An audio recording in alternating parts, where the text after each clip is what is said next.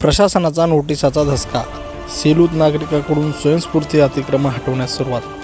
सेलू येथे राष्ट्रीय महामार्ग क्रमांक 548B देवगाव फाटा सेलू या रोडवर रुंदीकरणाच्या पार्श्वभूमीवर प्रशासनाने दिलेल्या कडक नोटिसीचा परिणाम सेलू शहरात दिसून येत आहे. महामार्गाच्या हद्दीतील अतिक्रमणे हटवण्यासाठी राष्ट्रीय महामार्ग उपविभाग जालना यांच्या वतीने 3 दिवसाचा अंतिम मुदत देण्यात आली होती. या नोटीसनंतर लक्कडकोट ते रायगड कॉर्नर दरम्यानच्या व्यापारी व नागरिकांनी स्वतःहून अतिक्रमणे हटवण्यास सुरुवात केली आहे.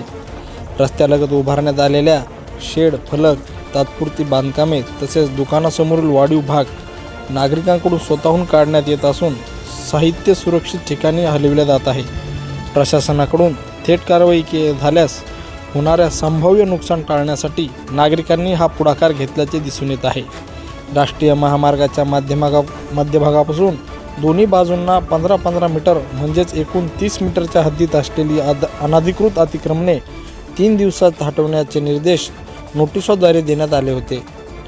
मुदतीत अतिक्रमणे न हटवल्यास प्रशासनाकडून कायदेशीर कारवाई करून ती हटविण्यात येतील असा स्पष्ट इशाराही देण्यात आला होता. सेलू शहरातून जाणाऱ्या या महामार्गावर मोठ्या प्रमाणात वाहतूक होत असून रस्त्याची अरुंदता आणि अतिक्रमणामुळे वाहतुकीस अडथळे निर्माण होत आहेत. त्यामुळे रुंदीकरणाचे काम वेगाने पूर्ण होणे गरजेचे आहे. दरम्यान नागरिकांनी स्वयंस्फूर्तीने अतिक्रमणे हटविण्यास सुरुवात केल्याने प्रशासनाच्या कारवाईचा ताण कमी होण्यासोबतच महामार्ग रुंदीकरणाच्या कामालाही गती मिळण्याची शक्यता आहे. तसेच भविष्यात सेलू शहरातील वाहतूक कोंडीचा प्रश्न काही प्रमाणात सुटण्यास मदत होणार आहे. सह्याद्री समाचार वाहिनीसाठी प्रतिनिधी सतीश आकात, सेलू.